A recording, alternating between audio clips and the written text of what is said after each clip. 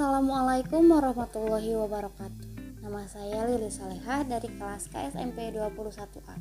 Di video kali ini saya akan membahas sedikit yang saya tahu mengenai perilaku organisasi. Perilaku organisasi pasti berhubungan dengan yang namanya manusia.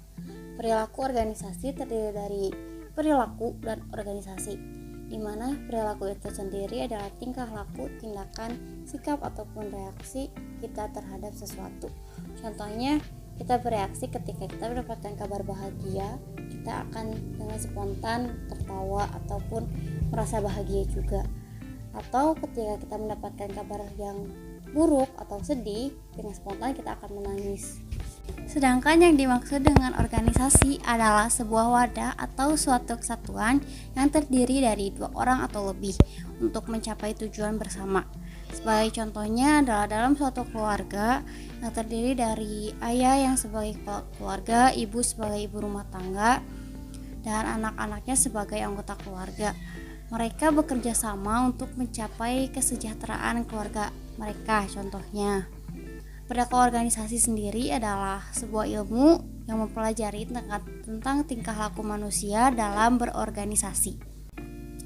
Sedangkan menurut Stephen P. Robbins, Timothy A. Judge, tahun 2011, perilaku organisasi atau organizational behavior adalah bidang studi yang menyelidiki pengaruh yang dimiliki oleh individu, kelompok, dan struktur terhadap perilaku dalam organisasi, yang bertujuan menerapkan ilmu pengetahuan guna meningkatkan efektivitas organisasi tersebut.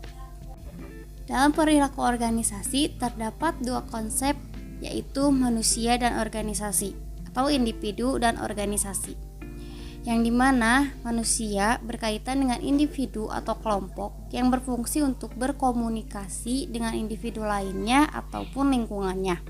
Yang kedua adalah organisasi, yang dimana organisasi atau wadah ini menjalankan kegiatan berorganisasi secara statis. Dalam perilaku organisasi juga terdapat karakteristik organisasi.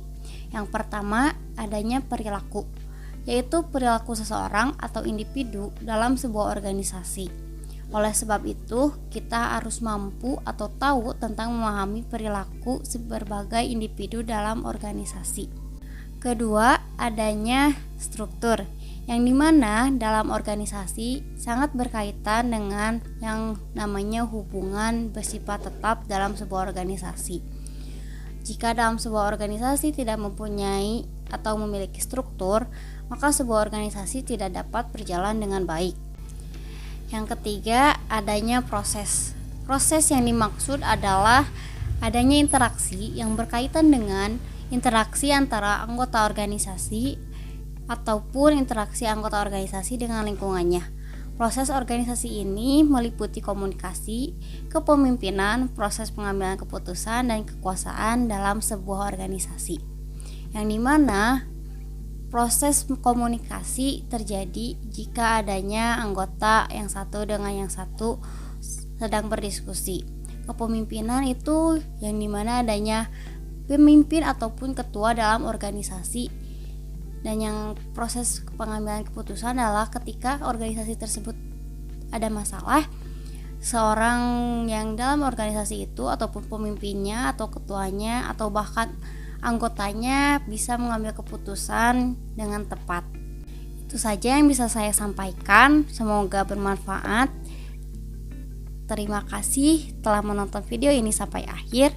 Assalamualaikum warahmatullahi wabarakatuh. Sampai jumpa di video selanjutnya.